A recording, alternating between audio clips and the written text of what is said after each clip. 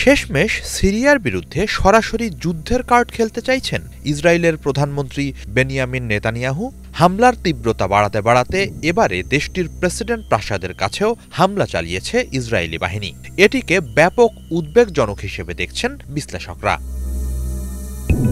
২রা মে ওই বিমান হামলা চালানো হয় বলে নিশ্চিত করেছেন খোদ ইসরায়েলের প্রধানমন্ত্রী বেনিয়ামিন নেতানিয়াহু ও প্রতিরক্ষামন্ত্রী ইসরায়েল কাটস। আত্মপক্ষ সমর্থন করা এক বিবৃতিতে নেতানিয়াহু বলেন, সম্প্রতি সিরিয়ার রাজধানী দামেস্কের দক্ষিণাঞ্চলে সংখ্যালঘু দ্রুজ জনগোষ্ঠীর ওপর সরকারি বাহিনীর সহিংসতার প্রতিবাদে সতর্কতা হিসেবে হামলা চালানো হয়েছে। এই জনগোষ্ঠীর ওপর নিপীড়ন ইসরায়েল বরদাস্ত করবে না বলে হুঁশিয়ারি জানিয়েছেন নেতানিয়াহু।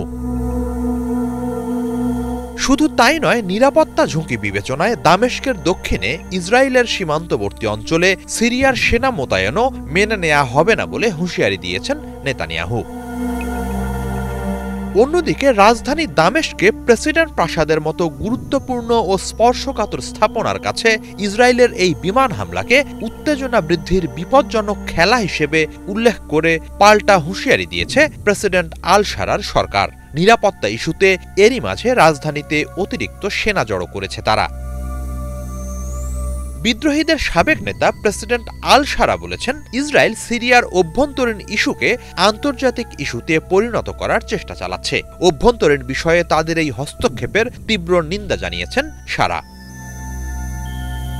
মূলত হজরত মোহাম্মদ সাল্লাল্লাহু আলাইহি সাল্লামকে কটাক্ষ করার অভিযোগে গত ২৮ এপ্রিল সিরিয়ার দক্ষিণাঞ্চলে জারামায়া ও শাহনায়া শহরে বসবাসকারী দ্রুজদের সাথে সরকারি সেনাদের সংঘর্ষের ঘটনা ঘটে। তাতে দুই পক্ষের অন্তত ২২ জন নিহত হন। ওই সংঘর্ষের জেরে এর আগে ৩০ এপ্রিল দ্রুজ অধ্যুষিত একটি শহরেও সিরিয়ার সেনাদের ওপর হামলা চালায় ইসরায়েলি বাহিনী।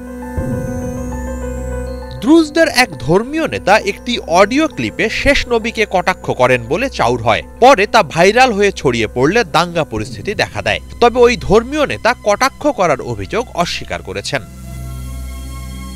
এরই মাঝে ওই দাঙ্গা পরিস্থিতি নিয়ন্ত্রণে এসেছে বলে জানিয়েছে সিরিয়া সরকার। দ্রুজ জনগোষ্ঠী সহ সকল সংখ্যালঘুর নিরাপত্তা নিশ্চিতের প্রতিশ্রুতি পুনর্ব্যক্ত করেছে তারা।